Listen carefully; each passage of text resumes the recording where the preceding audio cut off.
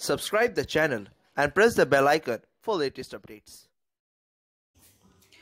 ক্যালকাটা ইউনিভার্সিটিতে philosophy honours নিয়ে যারা পড়ছো সেমিস্টার 3-তে তোমাদের যে কোর পেপার রয়েছে সিসি 5, 6 অ্যান্ড 7।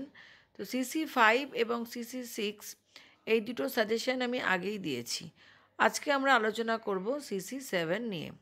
তোমরা জানো সিসি 7 মানে তোমাদের ধর্মদর্শন। তো ধর্মদর্শনে তোমাদের কি কি পড়তে হবে একটু তোমরা দেখে নাও। এখানে রয়েছে ঈশ্বরের অস্তিত্বের সপক্ষে উদ্দেশ্যমূলক যুক্তিটি লেখো।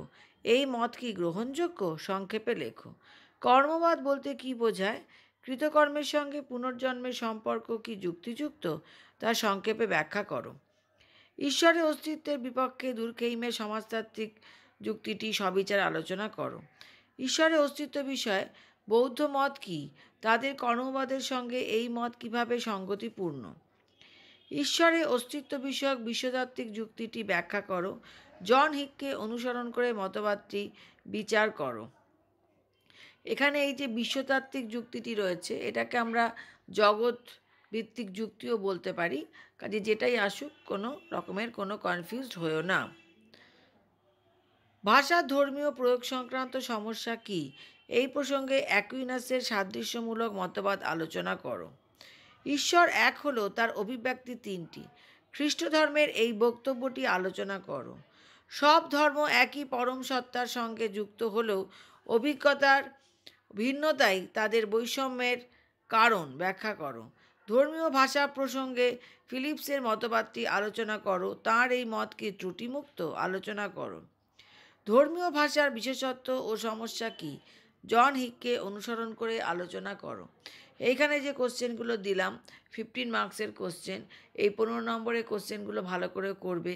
এখান থেকে 15 নম্বরের তো কোশ্চেন তোমরা কমন পাবেই, 5 নম্বরে কিছু পেতে পারো। 5 মার্কসের কোশ্চেনগুলো একটু দেখে নাও। প্রথমেই রয়েছে তৃত্ববাদ বলতে কি বোঝায়? সংক্ষেপে লেখো। ঈশ্বরের অস্তিত্ব বিষয়ক লক্ষণভিত্তিক যুক্তি প্রসঙ্গে দেকার্তের অভিমত লেখো। অদ্বৈত বেদান্ত মতে মুক্তি বলতে কি বোঝায়? জৈন দার্শনিকগণ কি কি যুক্তির দ্বারা ঈশ্বরের অস্তিত্ব খণ্ডন করেন? ঈশ্বরের অস্তিত্বের সপক্ষে ন্যায় প্রদত্ত কারণ বিষয়ক যুক্তিটি কি? সংক্ষেপে আলোচনা করো। ইসলাম ধর্মের মূল স্তম্ভ কয়টি? সংক্ষেপে লেখো।